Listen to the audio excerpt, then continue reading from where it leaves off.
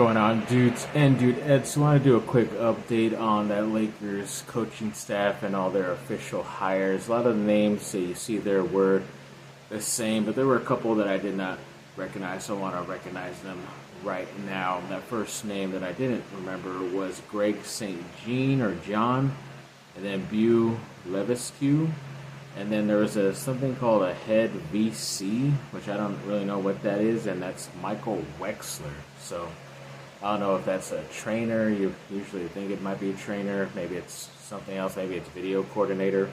It could be that too. Those guys are pretty important to get them ready for their next opponent after they just complete a game. So yeah, we'll see how this goes. And obviously Lindsey Harding being on there too, the ex-Duke Blue Devils. That's pretty cool too. So I see some Dukies in LA. Hopefully they can bring some good fortune to my LA Lakers. And speaking of Team USA, both men's and women's, I'll get into some of their final stuff of group play before I tell you who they end up playing in those medal rounds coming up. So the men's team, they did face Puerto Rico the other day. Beat them pretty easily, 104-83. Anthony Edwards had 26 points and a couple blocks, and I believe they play against Brazil. I think it's Tuesday as you're watching this, around 12:30 p.m.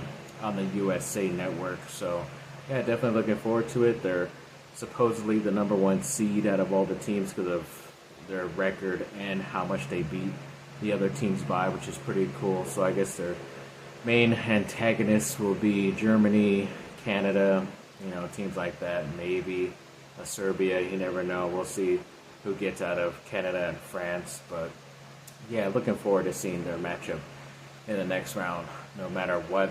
And speaking of the women's side, yes, they did complete their next two games. In that first one, they played against Belgium. They won that one pretty closely, 87-74. Then they went against Germany and beat them 87-68. And I believe they're playing against Nigeria. I could be wrong, just because when the U.S. was posting on their social media, it kind of looked mixed up with like the 3-on-3 competition names and all that stuff too. So I'm sorry if I'm getting it wrong with their next opponent, but they should be able to defeat them easily, in my opinion, and on to the next round, hopefully, like the men's basketball side too.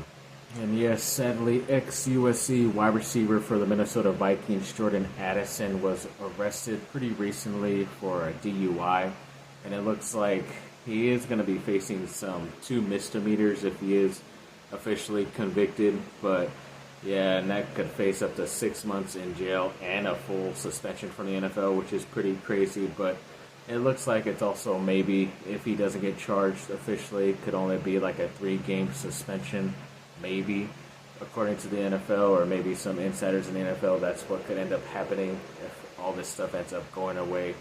Just never know. It does suck, because I remember, I think at the time, like, the news came out, he had been arrested, and then like the very next day on social media he posted him drinking an alcoholic beverage at a restaurant. So yeah, I don't know if that was the best thing to do in that situation, especially you want to get past all of this as soon as you can, but that might hinder me selecting a ex-USC player in my fantasy draft later in that draft. So yeah, if he ends up being suspended a couple games, I don't want to waste a pick on a guy like that. So yeah, I can't do that.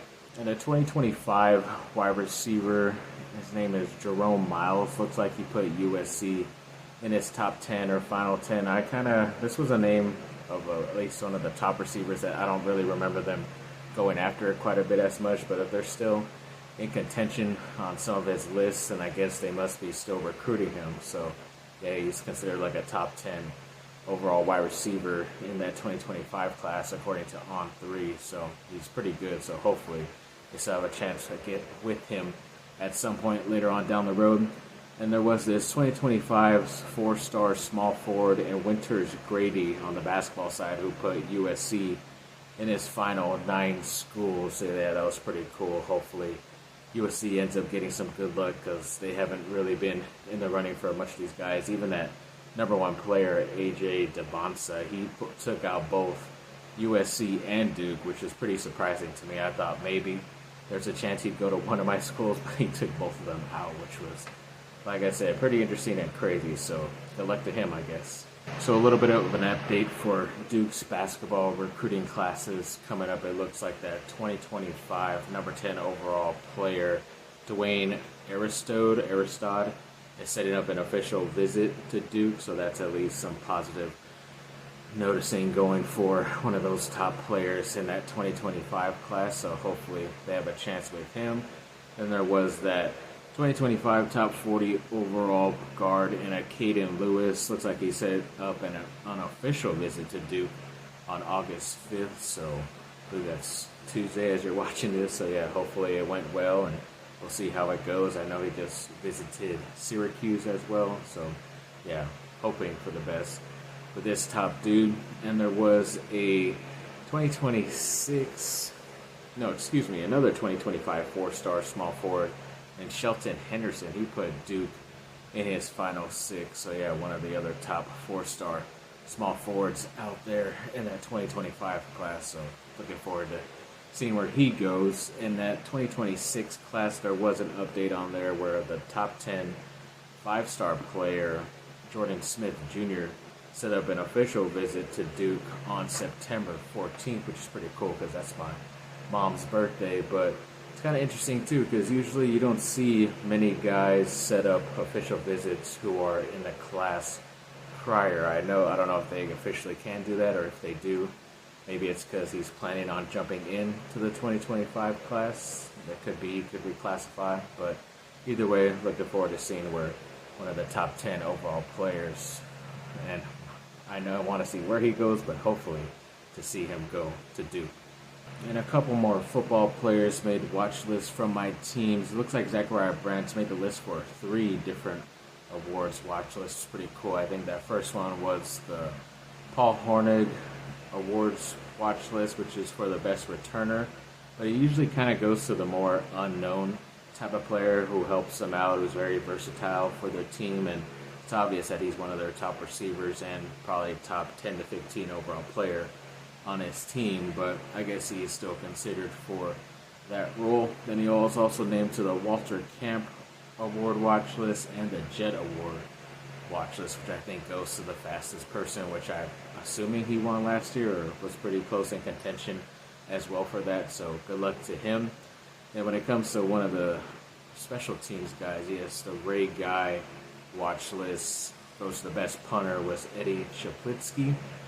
And yeah, so he was that transfer from ASU, so hoping for him to see some good stuff for him. Hopefully USC does not have to punt that much this year. Then there was a player from Duke, I believe he was for the Lou Groza watch list, which goes to the best kicker, and his name was Todd Polino. So yeah, good luck to him, and we'll see where he ends up towards the end of the season. And one of the final awards watch lists here to say was the Patrick Manley watch list, which I believe goes to the best snapper. I could be wrong, but USC's Hank Pepper, who is their long snapper who transferred from Michigan State through the transfer portal this last offseason, was on that list, and he was considered not only one of the best transfer long snappers out there, but in all of the country too. So they got a really good one. Hopefully it works out. And yeah, hopefully some of these guys are still at the end of the finals cut list when it comes to that towards the end of the season. So good luck to all of them and all my teams. Thanks for watching, people. Like and subscribe. Comment down below. Let me know what y'all think. Have a great rest of your day. Bye.